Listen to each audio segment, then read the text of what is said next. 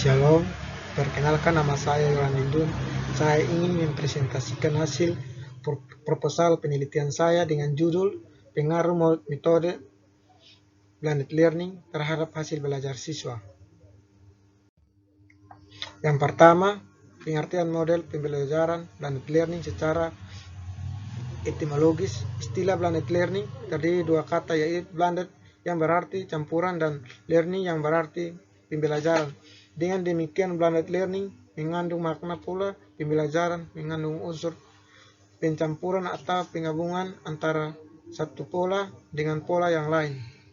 Dalam pembelajaran, Musa dalam Kumar menyampaikan bahwa yang dicampurkan dalam dua unsur utama, yaitu pembelajaran di kelas class lesson dengan online learning. Blended learning yaitu metode pembelajaran yang memadukan pertemuan tatap muka dengan materi online secara harmonis.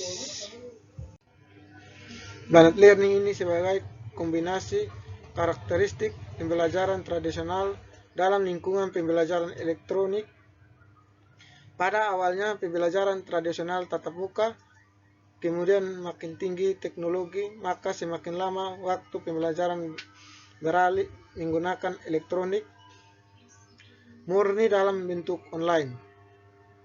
Terjadi kombinasi dari keduanya yang disebut dengan blended learning. Penjelasan konsep tentang blended learning atau penggabungan model pembelajaran ini juga memiliki beberapa kelebihan, yaitu dapat mengambil sifat terbaik dari pembelajaran secara langsung dengan pembelajaran tidak langsung. Seperti peserta didik dapat memotivasikan dirinya sendiri secara internal dan mampu mengontrol kemampuan belajarnya di mana saja, kapan saja, dan menciptakan kemandirian peserta didik. Dalam pembelajaran blended learning, peserta didik menjadi bagian sebuah kelompok belajar dan sekaligus sebagai individu yang sedang belajar. Dari pemaparan di atas dapat disimpulkan blended learning adalah campuran dan learning adalah pembelajaran. Yang kedua, karakteristik blended learning. A. Adapun pembelajaran yang menggabungkan berbagai cara penyampaian model pembelajaran, gaya pembelajaran, serta berbagai media berbasis teknologi yang beragam. B. Sebagai sebuah kombinasi pengajaran langsung, belajar mandiri, dan belajar mandiri via online. C. Pembelajaran yang didukung oleh kombinasi efektif dari cara menyampaikan, cara mengajar, dan gaya pembelajaran. D. Guru dan orang tua pembelajaran memiliki peran yang sama penting. Guru sebagai fasilitator dan orang tua sebagai pendukung. 3. Tujuan blended learning. A. Membantu peserta didik untuk berkembang lebih baik di dalam proses belajar, sesuai dengan gaya belajar dan preferensi dalam belajar. B. Menyediakan peluang yang praktis, realistis bagi guru dan peserta didik untuk pembelajaran secara mandiri, bermanfaat, dan terus berkembang. C. Peningkatan penjadwalan fleksibilitas bagi peserta didik dengan menggabungkan aspek terbaik dari tatap muka dan instruksi online.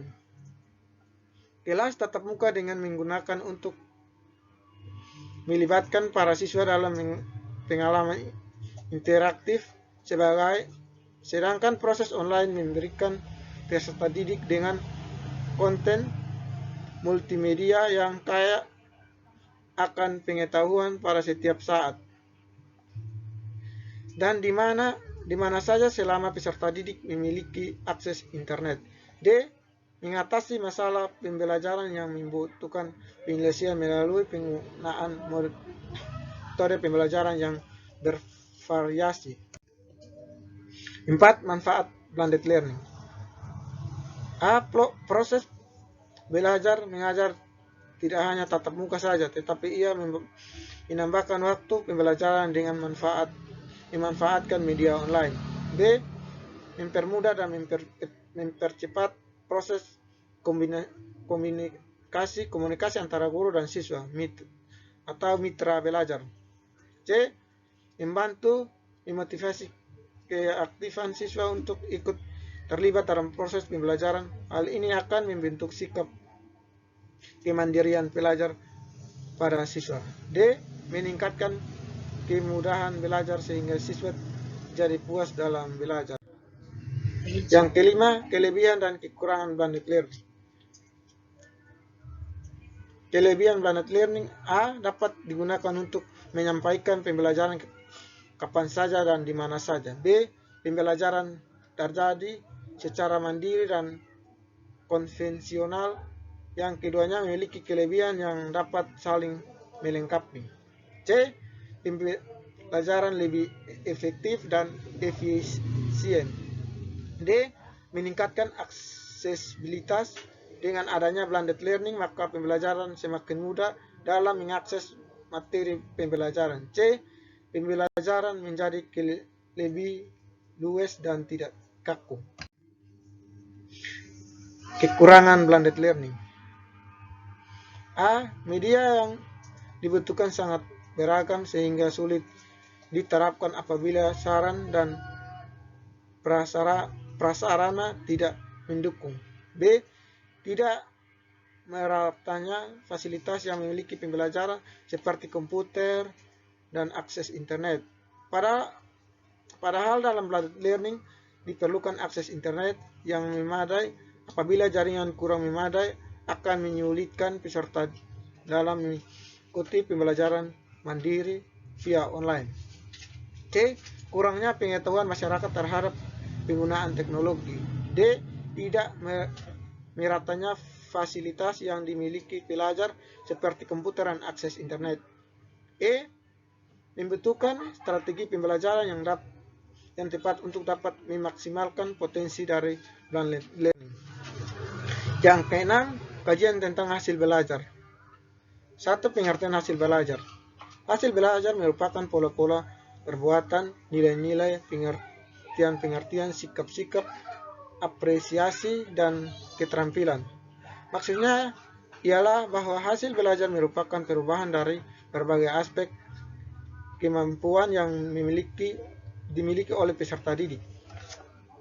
Belajar adalah motivasi atau memperteguh kelakuan melalui pengalaman.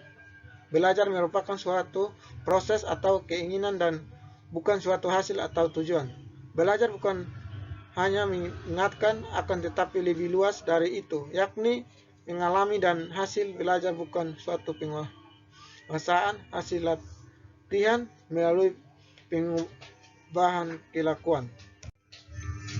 Hasil belajar sering digunakan mengetahui beberapa jauh siswa memahami materi yang sudah diajarkan. Untuk mengetahui hasil belajar perlu dilakukan pengukuran atau evaluasi yang dilakukan secara berkala. Pelaksanaan evaluasi bertujuan untuk melihat hasil belajar secara kuantitatif atau angka yang diperoleh siswa. Hasil belajar siswa didik pada hakikatnya adalah perubahan tingkah laku dan hasil belajar dalam pengertian yang luas mencangkup bidang kognitif, efektif, dan psikomotorik.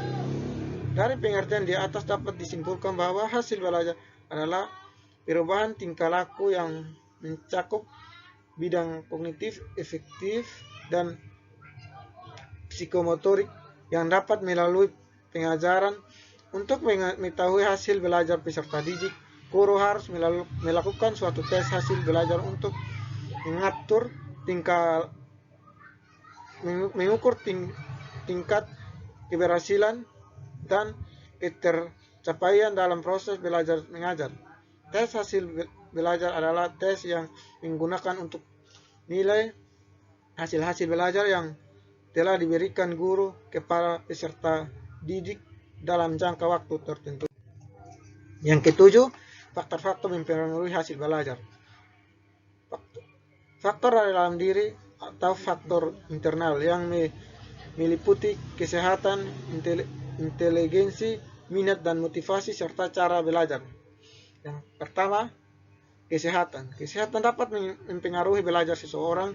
Apabila orang tersebut sedang sakit, maka akan mengakibatkan tidak ada motivasi dalam belajar. Hal ini juga berdampak pada psikologis, karena dalam tubuh yang kurang sehat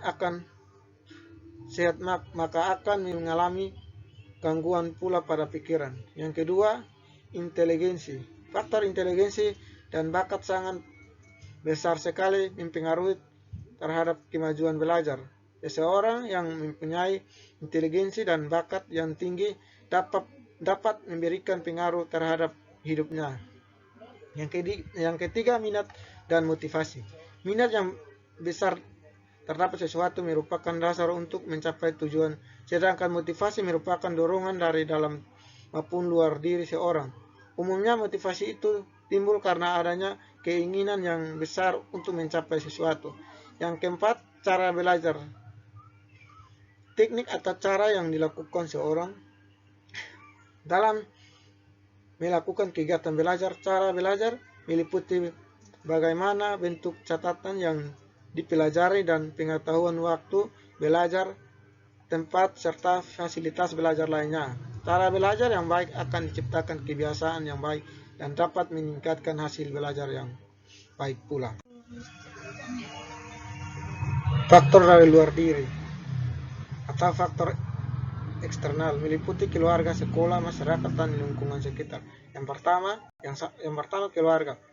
Situasi keluarga sangat mempengaruhi terhadap kelebihan anak dalam keluarga. Pendidikan, status ekonomi, rumah kediaman, presentasi, hubungan dengan orang tua,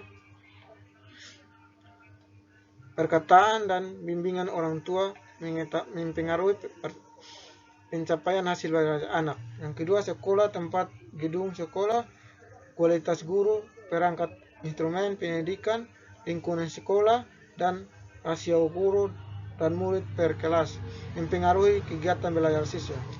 Yang ketiga, masyarakat. Apabila di sekitar tempat tinggal keadaan masyarakat terdiri atas orang-orang yang berpendidikan, terutama anak-anaknya rata-rata bersekolah tinggi dan moralnya baik, hal ini akan mendorong anak lebih giat belajar. Yang keempat, lingkungan sekitar. Bangunan rumah, suasana sekitar, keadaan lalu lintas, dan iklim dapat mempengaruhi pencapaian tujuan belajar. Sebaliknya, tempat-tempat dengan iklim yang sejuk dapat menunjukkan proses belajar. Mungkin itu saja dari saya. Sekian dan terima kasih.